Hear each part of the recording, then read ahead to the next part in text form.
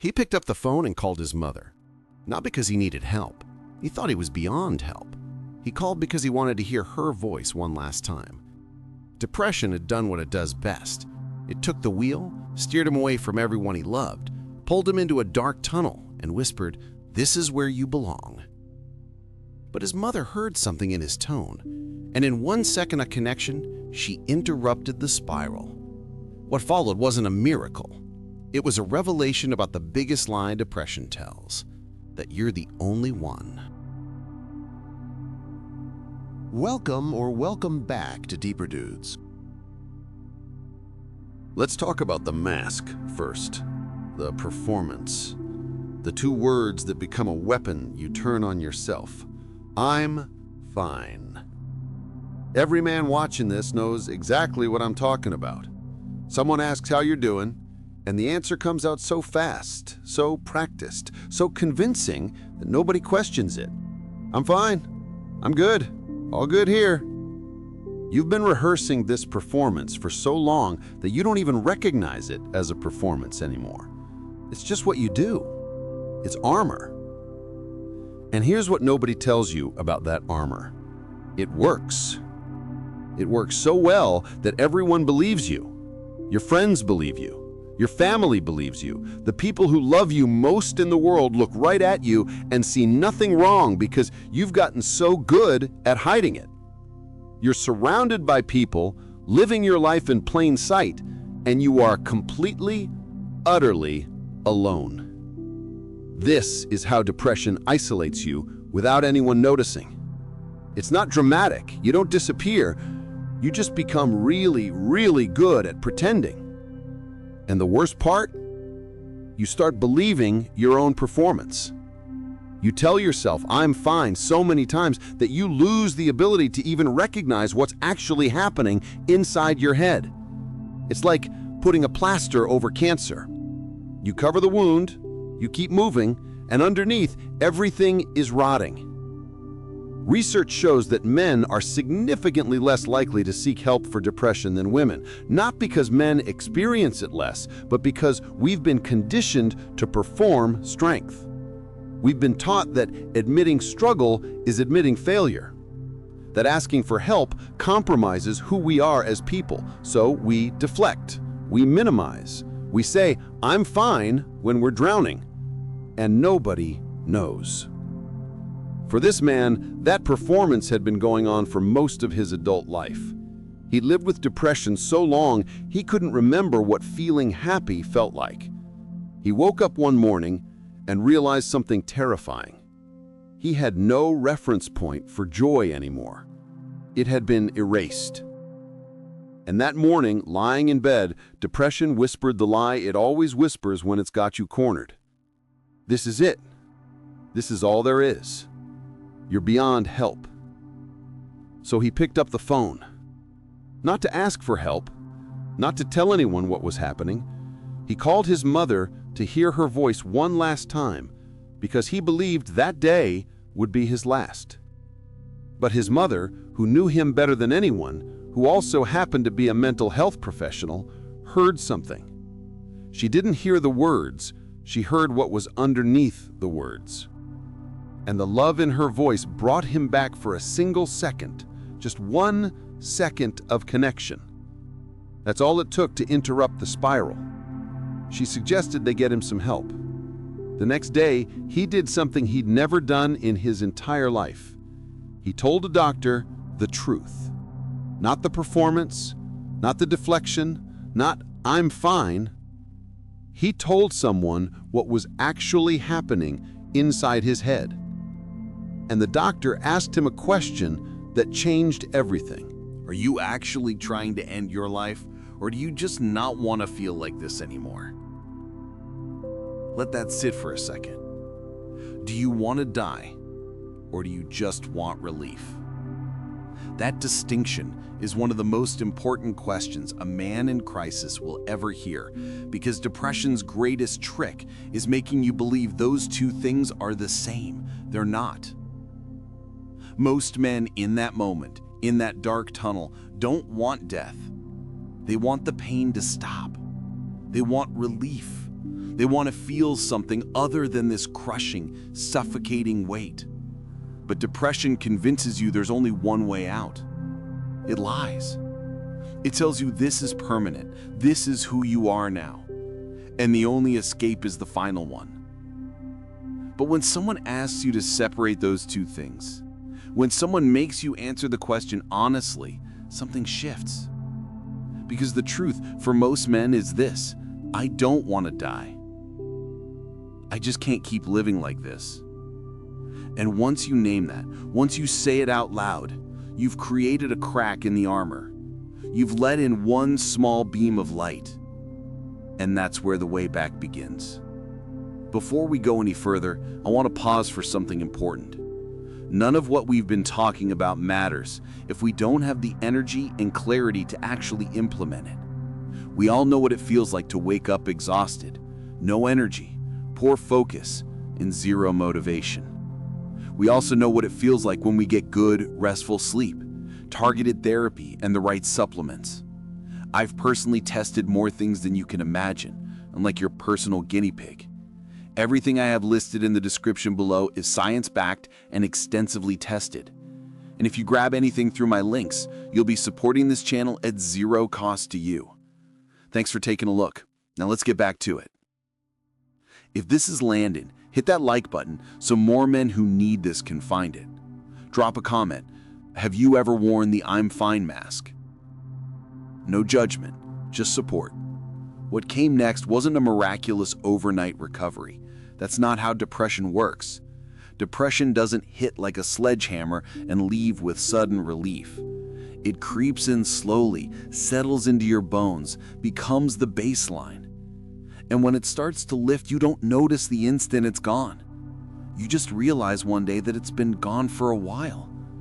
It's like a painkiller wearing off. You don't feel the exact moment the medication stops working.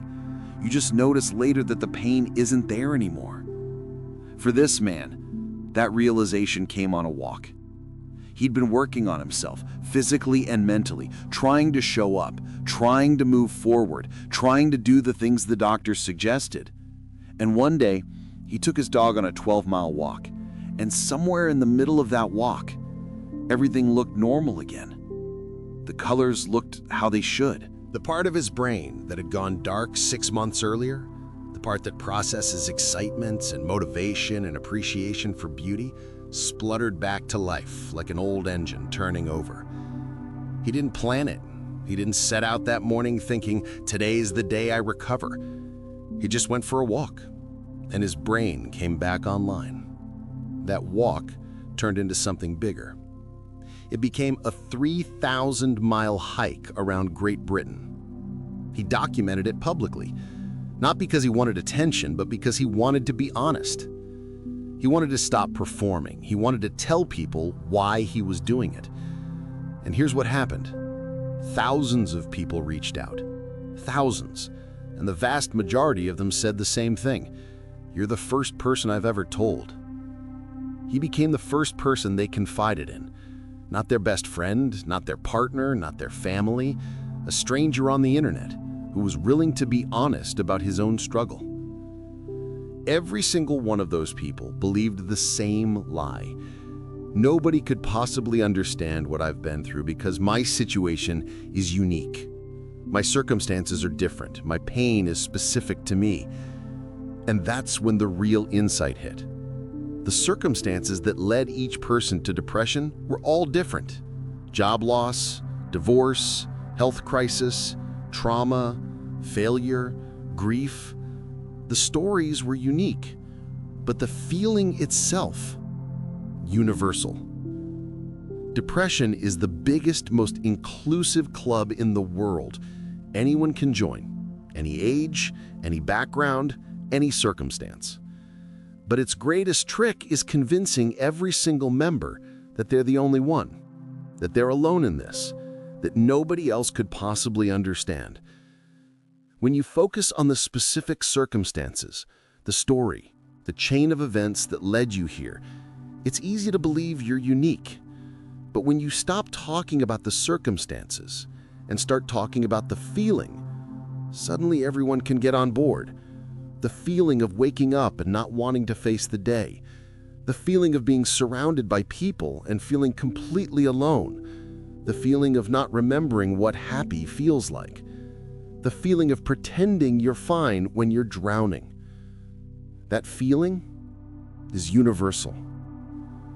And when this man started sharing openly, not about the specifics of his story, but about the feeling, the isolation transformed into community. Suddenly, men who'd been suffering in silence realized they weren't the only ones. The mask came off. And here's the thing about that mask, about the "I'm fine" performance. Taking it off is terrifying. It was the most terrifying part of his entire journey. Not the 3,000-mile hike, not the physical challenge. The worst thing he ever had to do was tell people why he was doing it. Coming clean about feelings he'd been ashamed of for years. Admitting the things he thought compromised who he was as a person. Saying out loud to the world, "I wasn't fine. I was drowning. And I almost didn't make it." That confession, that vulnerability, that honesty felt like the worst thing he ever did. And it became the best thing he ever did. Because it gave permission to thousands of other men to stop performing, to stop pretending, to admit that they weren't fine either. Movement became the framework. Not just exercise, though that helps, but the act of moving forward, progressing, working on yourself physically and mentally, showing up for others, not because you have it all figured out, but because you're willing to be honest about the fact that you don't. This is the men's mental health conversation we actually need. Not a protocol, not a 5-step system, not a clinical diagnosis. A story, a witness testimony from someone who went to the edge and came back. And the most important thing he learned, the thing he plays over and over in his head whenever he feels worthless, whenever he feels alone and ashamed of the feelings he's feeling, is this. The feeling I have now is that I don't want to die. I want to live. That distinction, that clarity, that separation between wanting death and wanting relief is what saves lives. Because once you know the difference, once you can name it, you realize there's another option. You don't have to die. You just have to stop living like this. And that is possible. It's not easy, it's not fast, but it's possible. Depression lies. It tells you you're alone. It tells you nobody understands. It tells you this is permanent. It tells you the only way out is the final one. But the truth is this: you're not alone. The feeling is universal even when the story is unique. This isn't permanent, and there's another way out. It starts with taking off the mask. It starts with telling one person the truth. It starts with answering the question honestly. Do you want to die, or do you just want relief? And if the answer is relief, then there's hope, there's help, there's a way back. You just have to take the first step. And that first step is the hardest thing you'll ever do, and the best thing you'll ever do.